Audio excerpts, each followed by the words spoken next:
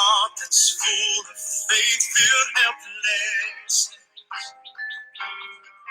There are mountains ahead that I can't move by myself. But I know when I'm weak, he's strong. When I can barely breathe, there's still a song. Even though it's hard right now, I'm not here on my own. So when it seems it can't be done, I know God is big enough. I can run the race I'm called to run, 'cause I know God is big enough. He'll finish everything he starts. He'll lead us right here where we are. I can feel faith rising up. I know God is big enough. Oh, yeah, he's big enough.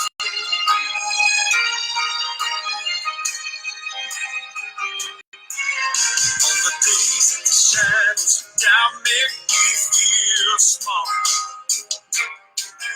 I declare that I don't stand in my strength at all. Oh no, 'cause I'm gonna live a day you didn't plan.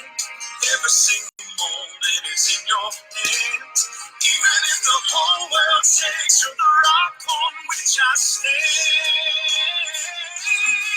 So when it seems it can't be done, I know God is big enough. I can run the race I'm called to run, 'cause I know God is big enough. Finish everything starts.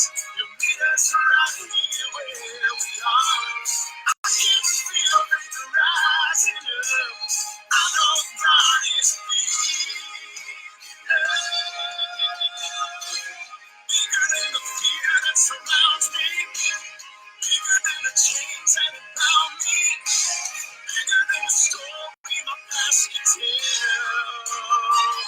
Oh, bigger than the weight of tomorrow. Bigger than the hurt and the sorrow. Bigger than the lies I've told myself. So when it seems it can't be done, I know God is big enough. I can run the race I'm called to run, 'cause I know God is big enough. He'll finish everything starts. He'll meet us right here where we are. I can feel faith rising up. So when it seems it can't be done, I know God is big enough. I can run the race I'm called to run, 'cause I know God is big enough. He'll finish everything start and meet us right here where we are. I can feel faith rising up. I know God is big enough. Yeah, I know God is big enough.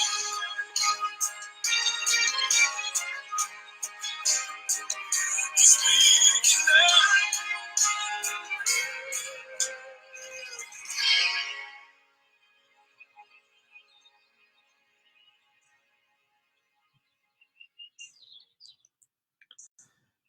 We may be going through a difficult time, but God is big enough to bring us through the time in which we are going. And I don't know about you, but I am so glad that God's big enough to handle all those things that I can't handle. And we can put our faith and trust and dependence on Him to bring us through whatever we face in life. And so know that God is big enough to carry us and to bring us through. And we give Him the honor, the glory, and the praise for that. For the past 5 days, I've been talking about prayer in our noon Bible study time. And so on a scale of 1 to 10, with 1 being very, very weak and 10 being very, very strong, how would you rate your prayer life? How are you doing in your prayer closet? Is your prayer life weaker or stronger today than it was 3 months ago? Is your prayer life weaker or stronger than it was 6 months ago? Is your prayer life weaker or stronger than it was a year ago? And here's an important question to really to keep before your mind, and that's this. Is your prayer life rooted in your relationship to God, or is it rooted in praying for your needs? You see, our prayer life really needs to be rooted in our relationship with God, that we might focus on his character, on who he is, on what he is like, rather than on our needs. And so that's what we've been talking about. Been talking about prayer, and I pray that one of the things that you'll take away from our time of study on prayer during these days is that it is our relationship with God that ought to draw us into our time that we spend with God in prayer. And our relationship with him ought to be the focus of our prayer life. Now, over in Luke chapter 18 and verse 1, Jesus tells us that men always ought to pray and not to lose heart. So the way not to lose heart is to always be praying. And so in our day, in the time in which we are going through, it would be very easy for us to lose heart. And I'm sure there are times that we do begin to lose heart, and I'm sure that there are people that are losing heart during this time. But the key to not losing heart is to always be praying. Now, I came across a survey from Lifeway Research that said 82% of Americans focus on their friends and family or their own problems when they pray. I found it interesting that about 12% who say they pray, say they pray for their government officials. And my goodness, we certainly need to be praying for our government officials in these days. And so we need to be praying for our government officials. And 7% pray for parking spots and for other people to be fired. Now, I'm not sure that we need to be praying like that. 5% pray to avoid being caught speeding. 13% pray for their sports team, while 21% say they pray to win the lottery. 15% say they have prayed something bad that they did will not be discovered. Now, if you want to help your prayer life, if you want to intensify your prayer life, then include fasting in your prayer life. Fasting is going without food in order to focus on pursuing some spiritual goal, some spiritual pursuit. You say, well, Brother Jesse, I can't fast a day. Okay, fast a meal. You say, Brother Jesse, I have a health condition and I can't go without food. Well, okay, I understand that. So I don't want to suggest that you do anything that would undermine your health condition, but there is another way that you can fast, and that is you can do a media fast. You can give up some television time, or you can give up some internet time during the day and spend that time seeking the Lord for a specific matter. You see, fasting shows God that we mean business. During a time of fasting, God has more of our attention than he does when we're simply praying without fasting. So fasting puts our spiritual pursuit into focus. We're able to focus our attention on this spiritual pursuit rather than anything else. Not only should we seek ways to help or to intensify or to improve our prayer life, we also need to seek to avoid any hindrances to our prayer life. You see, to pray with power, to pray prayers that accomplish much, we need to follow the word that God gave Isaiah over in Isaiah chapter 57 and verse 14. You may want to jot that verse down and take a look at it. It says, take the stumbling block out of the way of my people. And so for the past 5 days, we've been looking at these stumbling blocks, at these hindrances that hinder our prayer life, in order that we might remove them, in order that we might enhance our prayer life. And so we've looked at the stumbling block, or the hindrance of selfishness. Then we talked about the stumbling block, or the hindrance of sinfulness. Then we looked at the stumbling block of idolatry. We need to make sure that we get any idols that are in our lives out of our lives, so we can focus on the Lord. Then we talked about the hindrance of stinginess, and then yesterday we talked about the hindrance of stinginess, and we talked about the hindrance of strife. And over Matthew chapter 6 and verse 14 and 15, Jesus said this: "If you forgive men their trespasses, your heavenly Father will also forgive you. But if you do not forgive men their trespasses, neither will your Father forgive your trespasses." Now, here's the plain and simple truth of that. Strife sabotages our prayer life. Strife snuffs out the power of our prayer life. It's a hindrance to our prayer life. When there is an unforgiving spirit in our hearts, there is sin. And sin separates us from the source of power that's needed for our prayers to accomplish much, for our prayers to be effective, for our prayers to be powerful. Now, Jesus doesn't say, "Forgive us because we forgive others," but rather he says, "Forgive us even as we have forgiven others." There's no getting around it. God deals with us the way we deal with others. Now, yesterday we talked about strife within the fellowship of the church, strife between believers. There's also another strife that will hinder our prayer life, and that's what I want to close out our study with this week, and that is the strife that is within our family, the strife that could be within our family. Take a moment and go over to go over to 1 Peter chapter 3. 1 Peter chapter 3. Regardless of what people say, this 1 Peter chapter 3 is a relevant chapter in the Bible. Now, it deals with marriage. And today marriage is a big topic. It's being redefined by many. Our society many in our society have the idea that we need to change the definition of marriage. But listen, it's not our definition to change. It's God's definition and not man's.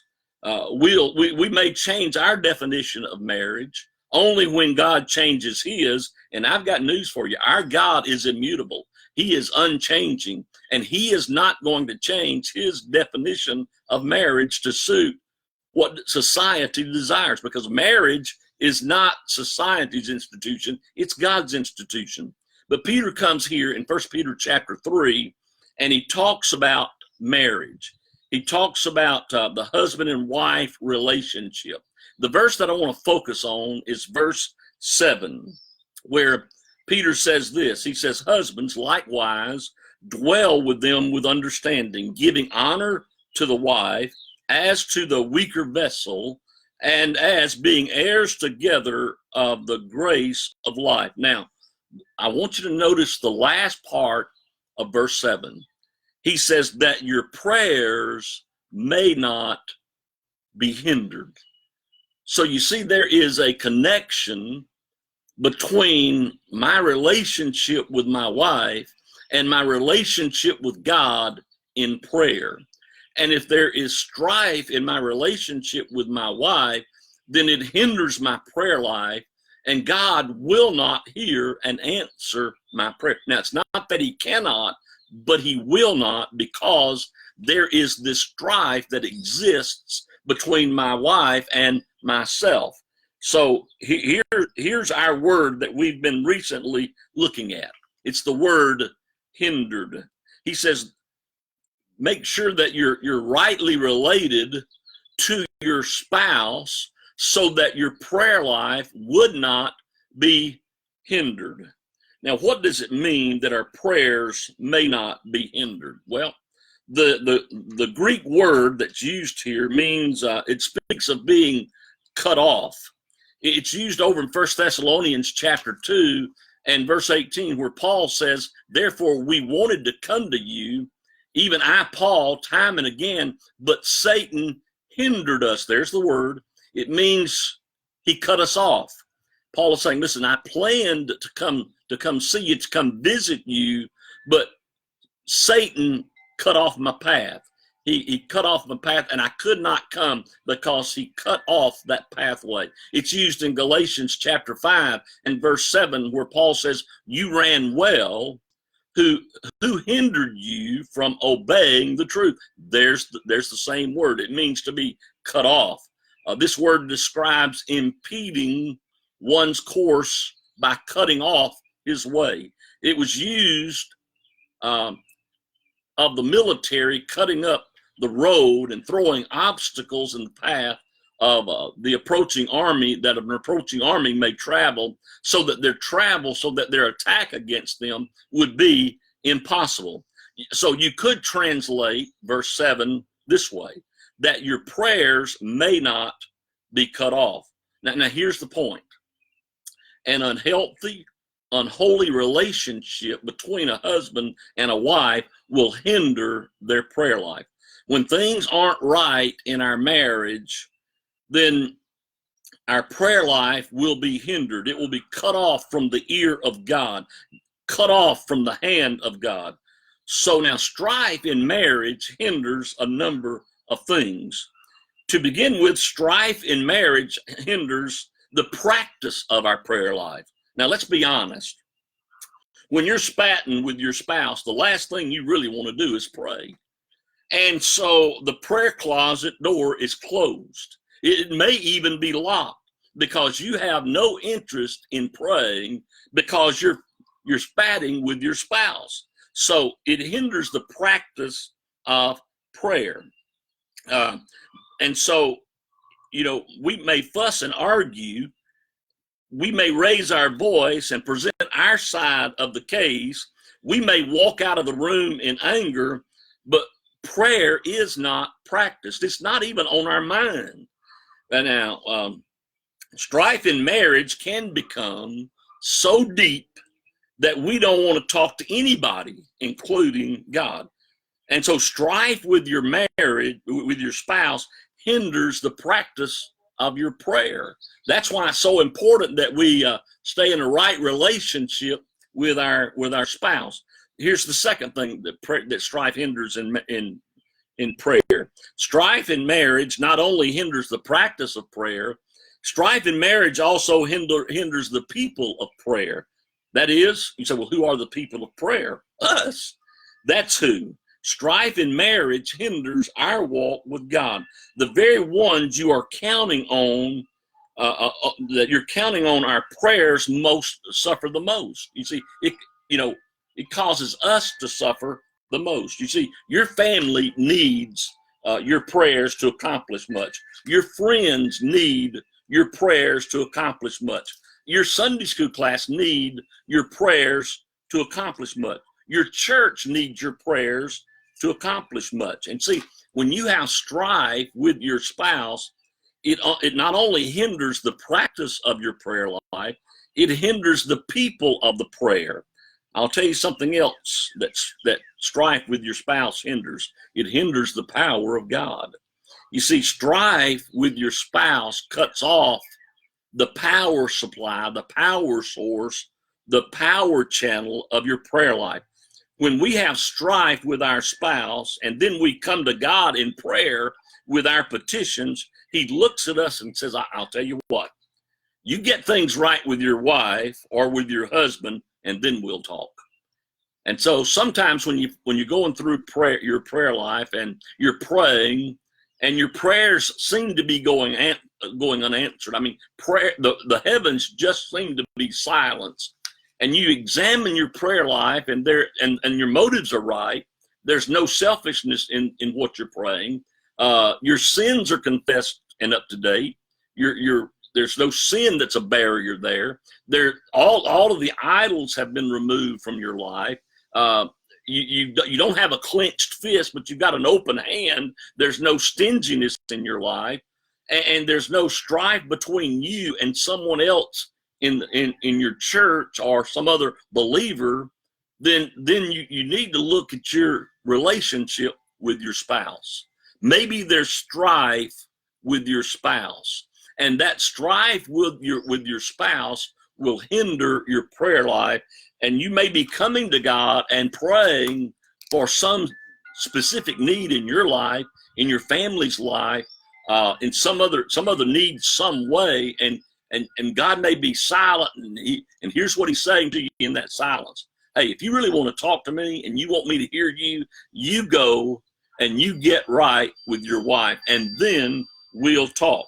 You see, here's the bottom line: how we treat one another affects our relationship with God and can either help or hinder our prayer life. So our relationships are very important. And I know that as I have been reading about the time in which we are going through, and time which we have this when we're isolated, and when we have the stay-at-home order where husbands and wives are forced to be in the same house all the time. They're working together. They're living together in the house. Reports are coming out about the strife that is growing in marriages, and even the number of attorneys that are being contacted to seek divorce. Listen, let me tell you something. God may be using this time of isolation to call husbands and wives to deal with the difficulties in their marriage.